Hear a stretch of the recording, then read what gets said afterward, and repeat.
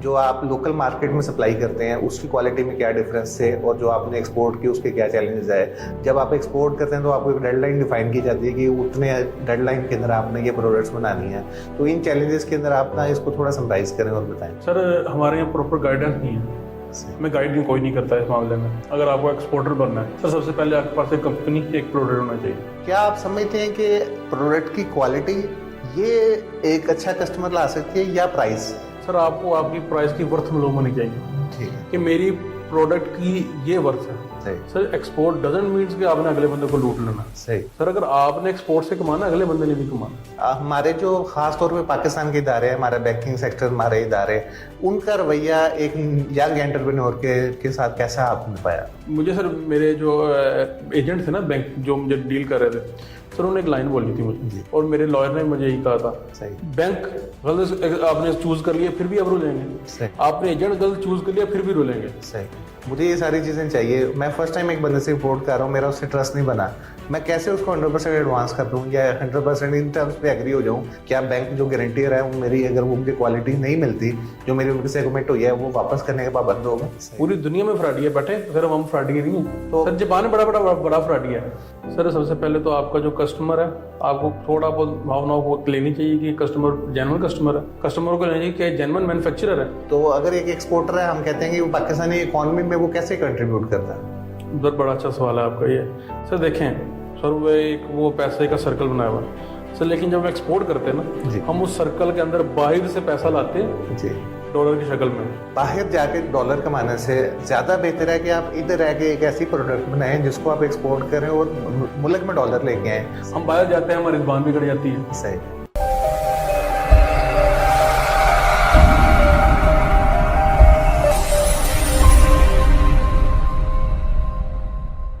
हमारी पॉडकास्ट में आज जो हमारे गेस्ट हैं वो हैं इंजीनियर सुफियान, जिन्होंने गुज़िश्ता साल के अंदर रिसेंटली क्लॉक से एक्सपोर्ट किए हैं। तो हम आज के इस पॉडकास्ट के तवज्जुह से उनसे जानना चाहेंगे कि उनको क्या क्या चैलेंजेस आए, कि बैंकिंग सेक्टर में उनको क्या चैलेंजेस आए, कस्टमर ढूंढने में क्या चैलेंजेस आए, जो आप लोकल मार्केट में सप्लाई करते हैं उसकी क्वालिटी में क्या डिफरेंस है और जो आपने एक्सपोर्ट की उसके क्या चैलेंजेस आए। जब आप एक्सपोर्ट करते हैं तो आपको एक डेडलाइन डिफाइन की जाती है कि उतने डेडलाइन के अंदर आपने ये प्रोडक्ट्स बनानी है। तो इन चैलेंजेस के अंदर आप ना इसको थोड़ा समराइज करें और बताएं। थैंक यू श्याम साहब फॉर इनवाइटिंग मी। सर सबसे पहले तो हमारे जो चैलेंजेस है सर, वो हमारे सिस्टम के थोड़े से चैलेंजेस है। सही। सर हमारे यहाँ प्रॉपर गाइडेंस नहीं है, मैं गाइड कोई नहीं करता इस मामले में। सर इसके लिए हम स्टेप बाय स्टेप चलें। अगर आपको एक्सपोर्टर बनना है सर, सबसे पहले आपके पास एक कंपनी, एक प्रोडक्ट होना चाहिए। सर उसके बाद आपके पास एक एनटीएन होना चाहिए। एनटीएन जब आप बनाएंगे उसके बाद सर आपको अकाउंट अपनी कंपनी के नाम से बनाना चाहिए। सर उस जगह पे आपको चैलेंजेस आएंगे। ठीक है सर। उसके बाद आपको उसी अकाउंट को लेकर, उसी एनटीएन को लेकर आपको एसटीएन चाहिए, सेल्स टैक्स रजिस्ट्रेशन चाहिए। सर उसके बाद आपको आगे काम सर हमारी गवर्नमेंट ने फैसिलिटेशन दी है उसके आगे। सर उसके आगे आपको लाइसेंस चाहिए। सही। सर एक PSW एक वेबसाइट है, पाकिस्तान सिंगल विंडो। सही। सर उसने समझ लिया एक्सपोर्ट और इंपोर्ट को इतना आसान कर दिया है कि शायद आप फिंगर टिप्स के ऊपर गिन सकते हैं उन चीजों को। सही। सर पहले आपको हजारों जगह रजिस्ट्रेशन चाहिए थी, आप सिंगल विंडो पर रजिस्टर्ड होते हैं। सर उसके बाद आपका हर चीज आसान होती है, आपका एजेंट वहां पे, आप क्लियरेंस वहां पे, आप सब कुछ वहां पे आ जाता है। लेकिन सर अब हमें चैलेंजेस शुरू कहां से होते हैं? सही। सर फ्रॉम कस्टमर जी सीकिंग टू डिलीवरी। सही। Sir for a new person it's all are difficult job. सही। सर सबसे पहले कस्टमर ढूंढना एक चैलेंज है। अल्लाह ताला करम नवाजी हो, आसानी से मिल जाते हैं, अदरवाइज वो ढूंढते रहते हैं। सही। बाय लकीली मुझे आसानी से मिले, खुद चल के आए, अल्लाह ताला ने करम किया। सर लेकिन उसके बाद सबसे बड़ा चैलेंज था सर, वो था चीजों को अलाइन करना। सर लोकल मार्केट जब आप काम करते हैं ना, आपके local market sir very sorry sir, local market में आपका कस्टमर ना आपको प्रोडक्ट की क्वालिटी नहीं मांगता। सही। वो बोलता है सस्ता करो। सही। सस्ता करो, वो कंपनी इतने में दे रही है, आप इतने में दे रहे हो प्रोडक्ट। सही। सर आपको अपनी लोकल मार्केट में भी जिंदा रहने के लिए थोड़ा क्वालिटी पे कॉम्प्रोमाइज करना पड़ता है, क्योंकि सर एक लाइन बोली जाती है, quality comes at a cost. सही। क्वालिटी के लिए आपको कॉस्ट पे करनी पड़ती है, हमारी लोकल मार्केट इस चीज को इतना नहीं करती। तो सबसे पहले चैलेंज था कि सर अपने आप को दोबारा उस स्टैंडर्ड पे लाना। सर इसमें मेरे कस्टमर ने बहुत मदद की। सबसे बड़ा डिफरेंस होता है सर पैकिंग का होता है। आपकी प्रोडक्ट फिनिश का होता है सही। सर, आपको उसको स्टैंडर्डाइज करना पड़ता है। फिर उसके बाद सर आप जब आप एक पंजाबी में कहते हैं छप्पड़ चो निकल के ना समुद्र च वड़ना पैंदा था सही।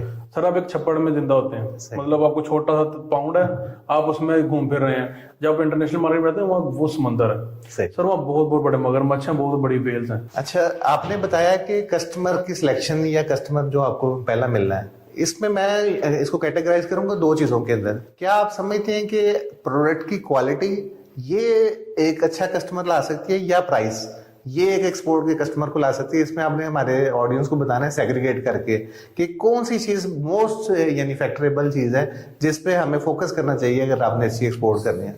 सर, इसको छोटी सी लाइन में डिफाइन करूंगा ना, combination of both good quality as a competitive price. Sir, आपको आपकी प्राइस की वर्थ मालूम होनी चाहिए, ठीक है, कि मेरी प्रोडक्ट की ये वर्थ है। सही। सर, मैंने एक दफा मुझे कुछ प्रोडक्ट चाहिए थी आउटसोर्स करने के लिए, क्योंकि मेरा प्रोडक्ट है टोटली वुड के रिलेटेड, तो मुझे कुछ एक्स्ट्रा चीजें डालनी थी। सर, मैंने एक लोकल मैन्युफैक्चरर से जो इतने रोनाउंड भी नहीं थे, उनसे मैंने कुछ प्रोडक्ट्स पूछी। सही। सर, उनकी प्रोडक्ट अच्छी थी, नो डाउट, प्लास्टिक में कुछ अच्छी थी, लेकिन सर उन्होंने मुझे वो रेट दिए जो मेरी वुड के प्रोडक्ट के रेट नहीं थे। सही। सर, एक्सपोर्ट डजंट मीन्स कि आपने अगले बंदे को लूट लेना। सही। सर, अगर आपने एक्सपोर्ट से कमाना, अगले बंदे ने भी कमाना। सही। आपकी प्रोडक्ट अच्छी है, लेकिन उसकी भी एक लिमिट है प्राइस की। सही। सर, आप फिर वो पंजाबी की लाइन आई थी, आपको अंडा खाना चाहिए, मुर्गी नहीं खानी चाहिए। सही। अच्छा, आपने चूंकि इस एक्सपोर्ट के पूरे प्रोसेस से गुजरे हैं, आपने मैन्युफैक्चरिंग से लेके उसको एक्सपोर्ट किया है, हमारे जो खास तौर पे पाकिस्तान के इदारे हैं, हमारा बैंकिंग सेक्टर, हमारे इदारे, उनका रवैया एक यंग एंटरप्रेन्योर के साथ कैसा आपने पाया? सर, बहुत सपोर्टिव, बहुत सपोर्टिव। सर, मुझे बैंक में जिस दिन पहले दिन मेरी एडवांस आता है सर, जब जी, तो सर उस दिन से लेकर आपको बीएल ट्रांसफर करना होता है। सही। सर, मुझे मेरे बैंक ने बहुत सपोर्ट किया सर, एक एक पॉइंट पे सर भगाया मुझे। सर, मेरे जो एजेंट थे ना बैंक जो मुझे डील कर रहे थे, सर उन्होंने एक लाइन बोली थी मुझे जी। और मेरे लॉयर ने मुझे यही कहा था। वो कहते थे, बेटा पहले 2 से 3 टर्म्स जो एक्सपोर्ट करोगे, अभी अलहमदुलिल्लाह एक ही इंशाल्लाह नेक्स्ट भी करेंगे। उन्होंने कहा था, मुझे आपका कोई वर्कर मेरे ऑफिस में ना मिले, सही। आपको खुद आना है, खुद चीजों को समझना है। सही। सर, उन्होंने बड़ी इज्जत से मुझे बिठाया। सर, वो एक आम बैंकिंग की तरह एक्सपोर्ट की बैंकिंग नहीं होती, वो टेबल लगे होते हैं, वो टक टक टक टक कर रहे होते हैं अपना काम। सर, वो बिठाते थे, समझाते थे चीजों को। सही। उन्होंने एक एक पॉइंट मुझे समझाया। सही। उसके बाद जो अदारे हैं सर, हर अदारे ने मुझे सपोर्ट किया। सर, सबसे सबसे एक अच्छी चीज मैं आपको बताना चाहूंगा। सर, मेरे एक फॉरवर्डर है, बिलाल भैया नाम उनका, अगर आप बुरा न माने तो वो उनकी फॉर्च्यूनर शिपिंग के नाम से वो काम करते हैं। सर, वो इंतहाई सपोर्टिव बंदे हैं। सही। सर, उन्होंने मेरा प्रोडक्ट यहाँ से उठा के पोर्ट पे पहुंचाने से लेकर बीएल तक बहुत सपोर्ट किया। सर, आपको सबसे जरूरी है इस प्रोसेस में, सर आपको अच्छे बंदे मिलने चाहिए। सर, इस फील्ड में आपको बंदा रुल जाता है अगर आपको गलत बंदे मिल जाए। सही। बैंक गलत आपने चूज कर लिया, फिर भी आप रुलेंगे। सही। आपने एजेंट गलत चूज कर लिया, फिर भी रुलेंगे। सही। जब आप यूजुअली एक्सपोर्ट कर रहे होते हैं तो आपका कस्टमर बाहर बैठा होता है। अगर आपकी फर्स्ट एक्सपोर्ट है तो एक थोड़ा सा एम्बिग्यूटी का फैक्टर होता है कि उसने आपको नहीं जाना होता है, आपकी प्रोडक्ट नहीं देखी होती, और फाइनेंसिंग भी इन्वॉल्व होती है। तो जब आप फर्स्ट टाइम एक्सपोर्ट कर रहे होते हैं तो आपकी डिलीवरी की क्या टर्म्स होती हैं, आपकी प्रोडक्ट की क्या टर्म्स होती हैं, और आपकी प्राइसिंग की क्या टर्म्स होती हैं? सर, सबसे पहले हम बात करते हैं चीजों की ट्रस्ट की। सर, ट्रस्ट अल्लाह पे करके फिर एक्सपोर्ट की जाती है, ठीक है ना। सर, देखिए, कस्टमर आपके सात समुंदर पार बैठा है, आप उसको रीच नहीं कर सकते इतनी आसानी में। सबसे पहले उसमें ट्रस्ट होना चाहिए अल्लाह पे भी और खुद पे भी, और दूसरा आपको बैंक गारंटीज देता है कुछ हद तक। सर, एक एलसी की टर्म यूज की थी, उसमें बैंक 100% गारंटी होता है। अब सर, एलसी के ऊपर एक्सपोर्ट बाज दफा इंपोर्टर कहता है यार मैं नहीं करवानी एलसी, बाज दफा इंपोर्टर कहता है मैं नहीं इसमें फंसना, क्योंकि सर उसमें टाइम बाउंड होता है और कस्टमर एंड पे वो पैसा पहले बाउंड हो जाता है। फिर आपका अगला काम आता है, आप टीटी पे करते हैं, ठीक है, बैंकिंग चैनल के थ्रू होता है वो भी। और सबसे बड़ी गाइड, कभी भी एक्सपोर्ट को बैंकिंग चैनल के बगैर ना की जाए। ठीक। सर, वो आपके लिए अनसेफ है, मुल्क से भी गद्दारी है, वो हमेशा इसको बैंकिंग चैनल के थ्रू करें। सही। सेफ एंड सिक्योर, और आप भी मुतमिन, आपका मुल्क भी मुतमिन, आप मुल्क को डॉलर सरेंडर कर रहे हैं, आप मुल्क भी तरक्की में सड़ा रहे हैं, ठीक है। सर, दूसरी बात यह है कि आप ट्रस्ट की बात हो रही थी सर, इसमें भी डीए एंड डीपी होता है, document against payment and document against acceptance. Sir, अगर आपको बहुत ट्रस्ट है फिर भी डीए नहीं करना, डॉक्यूमेंट अगेंस्ट एक्सेप्टेंस कभी नहीं करना। क्यों? आपने जिस दिन आपके घर से निकला आपका कंटेनर कस्टमर का हो गया, सही। अब वो एक्सेप्ट करे उसका, ना करे पोर्ट पे रुल गया, फिर भी उसका पेमेंट आपको नहीं मिलेगी। सही। अगर वो मान गया तो एक्सेप्ट हो गया तो आपको पेमेंट आ जाएगी। जब भी करे डॉक्यूमेंट अगेंस्ट पेमेंट डीपी करें, डॉक्यूमेंट अगेंस्ट पेमेंट। सही। मतलब आपने यहाँ से कंटेनर शिप किया, सही। एक आपकी बिल्टी बनती है, सही। पंजाबी में बिल्टी कहते हैं। सही। आपने बीएल लिया, आपको शिपिंग कंपनी देती है, वो आपकी अगली पोर्ट पे पहुंच गया। सही। वो अगले की पोर्ट पे पहुंच के भी आपका है। सही। जब तक आपका बैंक गारंटी होता है, आपका कंसाइनी बैंक होता है, आप सिर्फ शिपर हो। सही। ठीक है, आपका बैंक ओनरशिप रखता है, आपको पेमेंट रिसीव होती है, अगले के पोर्ट पे जाकर कंटेनर पहुंच गया, बैंक उसके ऊपर स्टैंप करता है, सही। पेमेंट रिसीव्ड, ट्रांसफर कर दो। सही। ठीक है, जब तक वो ट्रांसफर नहीं ना लेटर लगा, टर्म्स हो रहे हैं। अफ्रीका के अलावा पूरी दुनिया में ये सबसे सेफ तरीका है। सही। ठीक है, तो दूसरा एडवांस, आप एडवांस पे पेमेंट ले लो। अब कस्टमर आपको कैसे आप यकीन करे? आप मुझे बताएं कि ये टर्म्स तो थोड़ी सी फेवर नहीं कर रही है कि एक्सपोर्टर को? देखिए, अगर मैं एज अ बायर हूँ, मुझे ये सारी चीजें चाहिए, मैं फर्स्ट टाइम एक बंदे से इंपोर्ट कर रहा हूँ, मेरा उससे ट्रस्ट नहीं बना, मैं कैसे उसको 100% एडवांस कर दूं या 100% इन टर्म्स पे एग्री हो जाऊं कि मेरी 100% पेमेंट इसको हो गई है, या बैंक मुझे तब क्लियर करेगा जो मेरी इनके साथ क्वालिटी एग्री हुई है। अगर वो मुझे नहीं प्रोवाइड करते, जब मैं इसकी कंटेनर की सील खोलता हूँ, मेरी 100% एडवांस चलेगी पेमेंट, क्या बैंक जो गारंटियर है वो मेरी, अगर वो मुझे क्वालिटी नहीं मिलती जो मेरी उनके से एग्रीमेंट हुई है, वो वापस करने के पाबंद होगा? नहीं सर, इसमें अगर आपको एक्सपोर्टर के ऊपर डाउट है ना, इसलिए तो सर डॉक्यूमेंट अगेंस्ट एक्सेप्टेंस किया जाता है। अगर एक्सपोर्टर के ऊपर आपको ट्रस्ट नहीं है ना, तो फिर एक्सपोर्टर अगर बहुत ज्यादा अपने ऊपर बिलीव करता है, फिर वो कहता है एक्सेप्टेंस के ऊपर कर लो। लेकिन सर पूरी दुनिया में फ्रॉडिये बैठे हैं, पूरी दुनिया में फ्रॉडिये बैठे हैं, सर हम फ्रॉडिये नहीं है। तो सर जापान में बड़ा फ्रॉडिया है। तो आप क्या समझते हैं कि एज अ एक्सपोर्टर और एज अ इंटरनेशनल बायर, इन दोनों को क्या प्रिकॉशनरी मेजर्स लेने चाहिए जिसके अंदर एक फेयर डील हो जाए?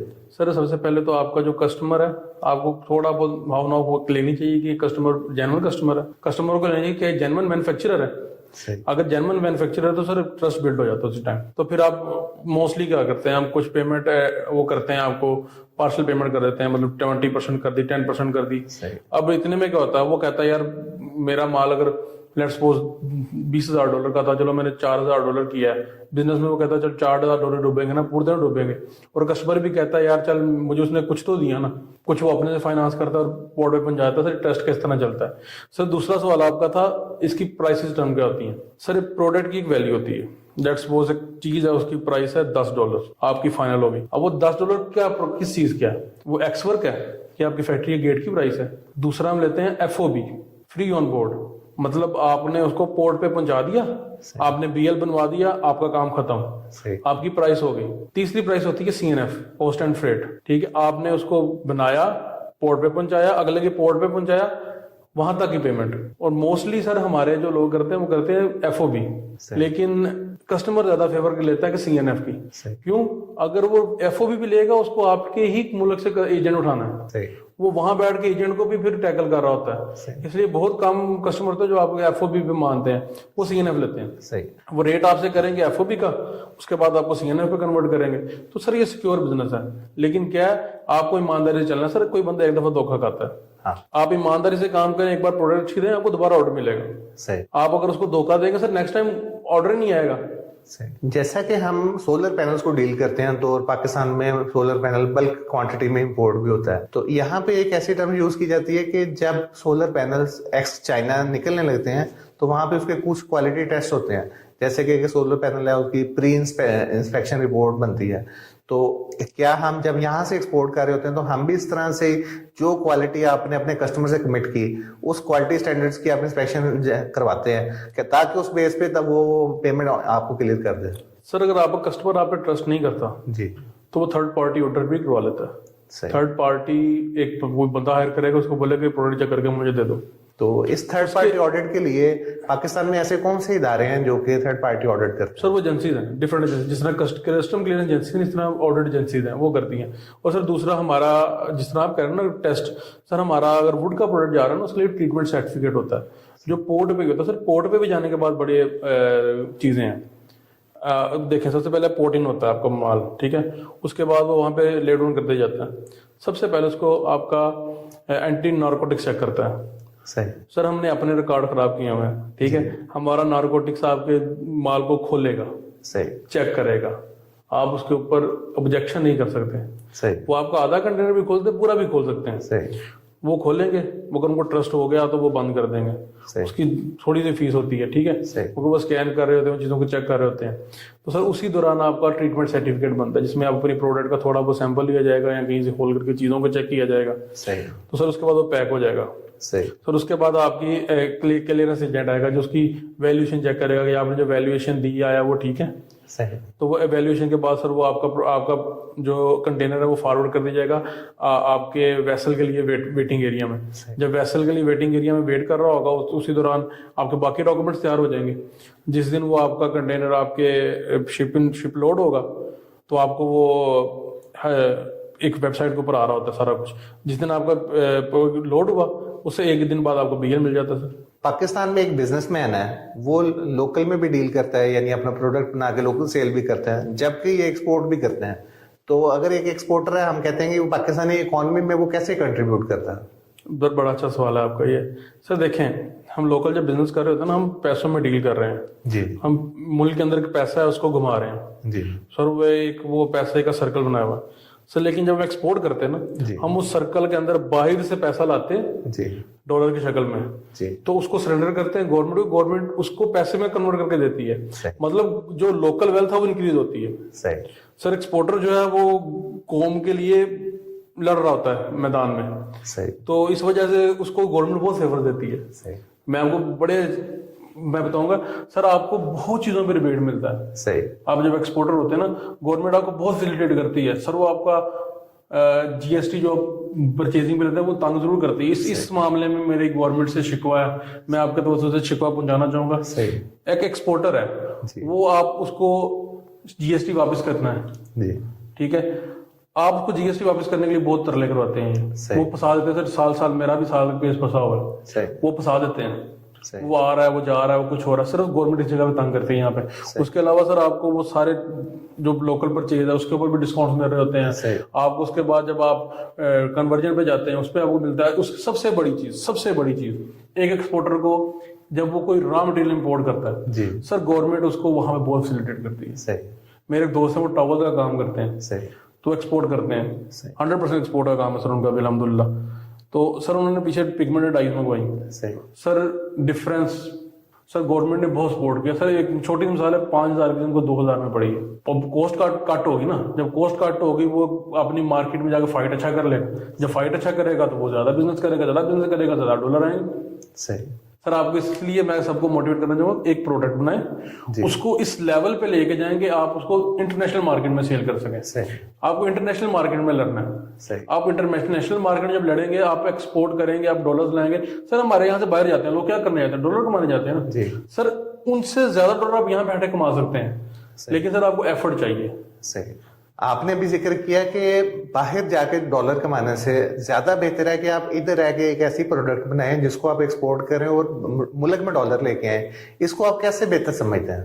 सर एक छोटी सी मैं बात करूंगा, मेरे तो बड़े फेवरेट है, बहुत कंट्रोवर्सी भी चलती रहती है, सुनील मान साहब। सर उन्होंने एक पॉडकास्ट में एक बात कही थी, वो कहते हैं कि एक ये तो इस तरह मिसाल देते हैं कि माँ है, उसके 2 बेटे हैं जी। वो एक बेटा उसको छोड़ के बाहर चला जाता है, वो माँ बीमार हो जाती है, वो बाहर बेटा लगा है, वो तो मेरी माँ का ख्याल नहीं रखता, ये नहीं रखता, वो नहीं रखता, तो वो सब कुछ कर रहा है, वो अपनी एंड पे सब कुछ कर रहा है। वो कहते हैं तेरे बेटे ख्याल है, आगे कर ले।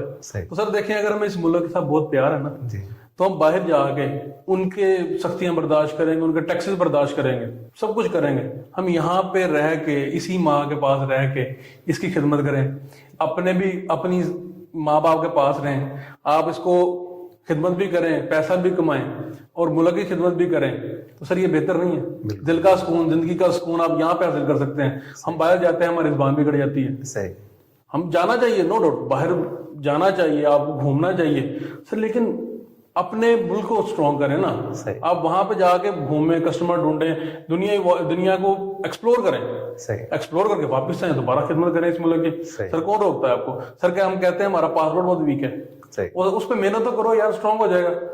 लोग इसी पासपोर्ट में पूरी दुनिया घूमते हैं।